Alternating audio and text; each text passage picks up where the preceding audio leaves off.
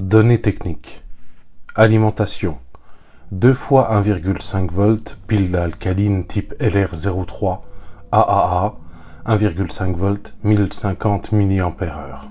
Type d'action, déconnexion et appareil. 1 BU électronique. Type de sortie. À relais avec contact unipolaire en échange.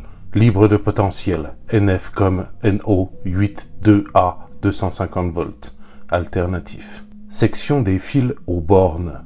Minimum 0,75 mm², maximum 1,5 mm². Type d'isolation. Classe 2. Degré de protection. IP30. Montage mural. Pollution. Normal. Limite de la température de fonctionnement. Moins 5 degrés Celsius à 55 degrés Celsius. Limite de la température de stockage. Moins 10 degrés Celsius à maximum 65 degrés Celsius. Autonomie de fonctionnement. Environ 12 mois. Autonomie de l'allumage sur l'afficheur du symbole batterie déchargée. Environ 1 mois. Champ réglage température. De plus 5 degrés Celsius à plus 39 degrés Celsius. Résolution de l'établissement de la température. 0,5 degrés Celsius.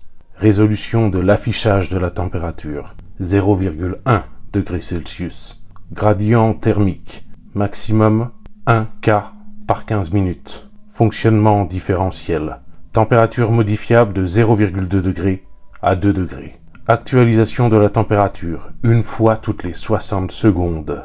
Normative de référence pour le label CE, LVD, EN 6073-0-1, EN 6073-0-2-7, EN 6073-0-2-9, Directive 8933-CE 7323-CE, EMC, EN 55014-1, EN 55014-2, EN 61000-3-3.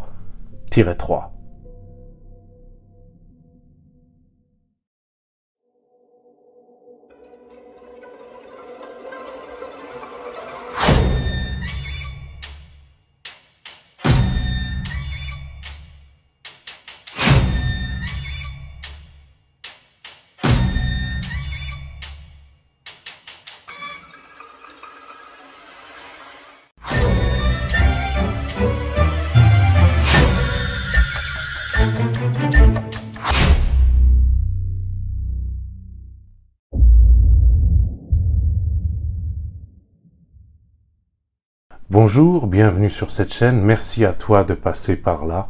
Aujourd'hui, je te retrouve pour te parler d'une œuvre plutôt atypique et qui a la particularité d'avoir été écrite par un personnage dont on ignore l'identité. Aujourd'hui, je vais te parler du livre Chronothermostat digital pour montage en saillie, aux éditions, étant donné que je l'ai imprimé moi-même, ça va être les éditions Vox, que j'ai choisi de classer dans la catégorie du challenge à vos livres pour mon précieux, lire une œuvre de moins de 50 pages, puisque cet ouvrage fait tout juste 50 pages, tout rond. Évidemment, cette vidéo va être plutôt courte, étant donné qu'il s'agit d'une œuvre plutôt courte, et que je ne voudrais pas partir dans le spoiler. Cette œuvre a la particularité d'avoir été écrite en anglais, français, allemand, italien et espagnol. Et pendant la lecture, tu te rends compte que les différentes langues ont été placées toutes côte à côte, et il n'est à aucun moment fait mention d'un traducteur. Donc je me dis qu'il s'agit d'un auteur inconnu, certes, mais probablement un être brillant, puisqu'il parle pas moins de 5 langues différentes. Ce livre est à mi-chemin entre la thèse universitaire et le thriller fantastique. Il a néanmoins un aspect très ancré dans notre réalité, puisqu'il tourne autour d'un objet. Un objet que nous sommes tous susceptibles de posséder dans nos appartements, à savoir un chronothermostat, qui est ici, sur la couverture. Couverture d'ailleurs dont j'ignore l'illustrateur. Il s'agit du chronothermostat DECRNN005. Très probablement, la dernière version sortie après le DECRNN004. Il est très difficile de trouver des informations sur cet ouvrage sur Internet, et il a une particularité plutôt remarquable, c'est qu'il n'a qu'un seul personnage principal. Il n'y a aucun autre personnage pendant tout le récit, et il s'agit du chronothermostat. Il est probablement paru en 2005 ou alentour. Sans plus attendre, nous allons rentrer dans la psyché de ce chronothermostat. Par contre, je te préviens tout de suite, il est possible que tu n'en sortes pas tout à fait indemne.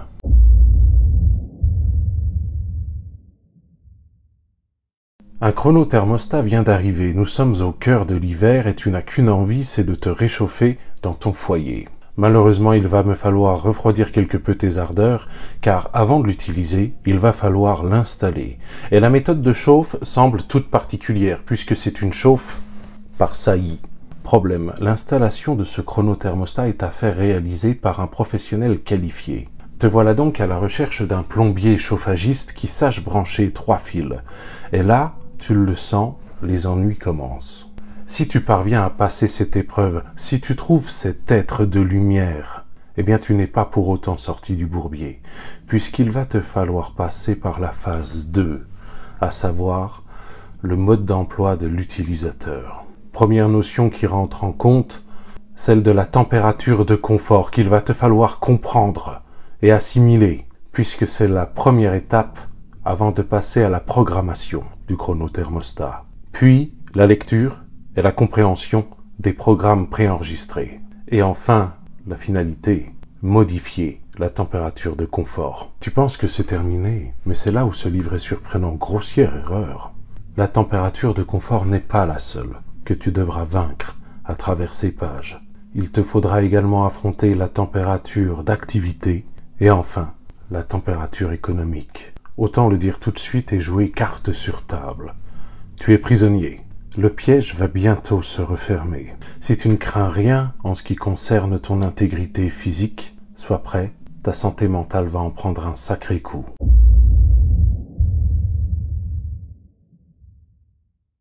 Avant toute chose, pour aborder ce livre, j'aimerais te parler de la plume de son auteur. J'ai eu la sensation d'avoir affaire à un être supérieur, quelqu'un qui sait, quelqu'un qui a les connaissances. J'ai trouvé la plume acérée, affûtée comme un scalpel, particulièrement précise en ce qui concerne le choix des mots. Chaque mot, chaque groupe de mots est scrupuleusement choisi pour t'apporter une information, ce qui te donne la possibilité et presque le devoir pour achever cette lecture d'engranger, d'emmagasiner des connaissances, et ce, à chaque instant. Ensuite, j'ai beaucoup apprécié la montée en tension présente dans ce récit. Il est vrai que toute la partie sur les instructions d'installation reste assez nébuleuse pour moi. J'ai commencé à comprendre sincèrement de quoi il retournait à l'instant où j'ai attaqué le chapitre du mode d'emploi de l'utilisateur. J'ai beaucoup apprécié l'utilisation par-ci et par-là de quelques illustrations. En revanche, attention, on est très loin des contes pour enfants, puisque les illustrations présentes dans ce roman te ramène à une réalité dure, brutale, presque palpable. À de rares exceptions, les illustrations ne font que montrer le chronothermostat et les boutons associés aux fonctions dont on t'explique le fonctionnement dans les chapitres concernés. Je te le disais plus tôt, une montée en tension, oui, mais également présente, puisque tu vas passer par l'étape de la programmation. Ce livre ne se contente pas de te présenter les 5 modes de programmation préenregistrés. Il va beaucoup plus loin que ça. Et c'est là où il faut absolument que je salue l'ambition de l'auteur. Il te propose la découverte et la mise en place de ta propre programmation en fonction de l'heure et du jour de la semaine. Et alors que tu te remets à peine de cette découverte et que tu essayes d'assimiler toutes les informations qui arrivent en quantité gigantesque, c'est là qu'il te présente une petite astuce qui te permettra la programmation à la demi-heure. Je ne sais pas si tu te rends compte, mais c'est absolument vertigineux. Il est vrai que les explications sont parfois alambiquées et que tu auras parfois la sensation qu'il eût fallu faire maths sup pour comprendre de quoi il retourne dans cet ouvrage.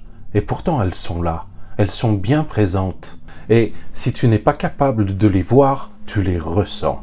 Elles sont couchées sur le papier. Et c'est là où peut-être l'ambition de ce roman devient démesurée, car il te propose plusieurs niveaux de lecture. Une lecture simple, une lecture médiane et une lecture experte. Combien de livres peuvent se vanter de cet aspect tout en un? Combien? Maintenant, juste un mot sur la mise en page. Ce livre se présente sous la forme de colonnes adoptant chacune leur propre langue. L'anglais, le français, l'allemand, et de l'autre côté, il y a l'italien et l'espagnol. Colonnes séparées par des lignes verticales qui, tu l'auras compris, représentent en réalité les frontières qu'il existe entre ces pays. Mis à part le Royaume-Uni, les autres pays font partie de l'espace Schengen. Tout d'abord, quand j'ai commencé cette lecture, j'ai pensé à une opposition de la part de l'auteur à cet espace de libre circulation. Et finalement, j'ai révisé ce jugement. Les colonnes présentes dans ce récit ne sont pas le symbole des frontières entre les différents gouvernements, entre les différents pays. Il s'agit en réalité du symbole des frontières entre les différentes cultures. Les mots sont comme emprisonnés dans leur propre monde. Ça, tu peux le sentir très vite. Je te cite simplement un extrait. Tu vois dans la partie française le mot « attention », qui est ici synonyme de danger, de quelque chose qu'il est impératif de savoir. Et tu te rends compte que dans la partie anglaise, c'est « caution », « caution », qui est synonyme, lui, d'argent, de mainmise sur quelque chose, d'avidité, et parfois même de domination. Je te pose la question, comment est-il possible d'aller louer un camion pour son déménagement et que l'employé du point location refuse d'admettre que la nouvelle rayure qu'il vient de découvrir sur la portière conducteur du camion soit en réalité l'extension de la rayure qui était déjà marquée sur le constat avant la location du véhicule et qu'il souhaite à ce titre te prendre ta caution. Cette nouvelle rayure ne peut être que l'extension logique de la précédente, puisqu'il est clair aux yeux de tous que si elle est interrompue, c'est uniquement grâce à la présence d'un autocollant U-location collé sur cette même portière. Et c'est à cet instant, avec cette idée de caution, qu'intervient l'assailli. Car oui, tu l'as dans le cul. Ensuite, j'ai été enchanté de découvrir l'universalisme offert par cette œuvre. Par exemple, le champ de réglage de la température va de 5 à 39 degrés Celsius. Il décrit un fonctionnement qui convient à tous. Qui sur cette terre a besoin d'une température inférieure à 5 degrés ou supérieure à 39? Largement de quoi contenter les plus et moins frileux. Tu l'auras compris, je pense, en ce qui me concerne, cette lecture, chronothermostat digital pour montage en saillie, est un véritable coup de cœur. Véritable coup de cœur, c'est vrai. Je l'assume. J'ai néanmoins un reproche à lui faire. Il s'agit de trop nombreuses répétitions. Chaque touche a un nom en rapport avec sa fonction. Et lorsque le texte y fait référence, il utilise systématiquement le même mot. Le chronothermostat lui-même n'est jamais désigné autrement qu'en l'appelant le chronothermostat. Et ce, tout au long du bouquin.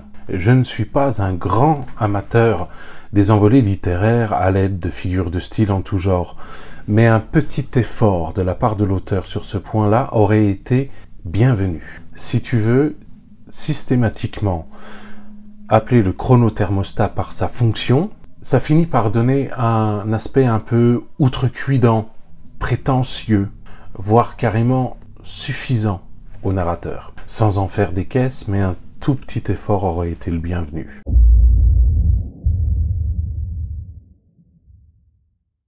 Est-ce que je te recommande la lecture de Chronothermostat digital pour montage en saillie d'un auteur inconnu?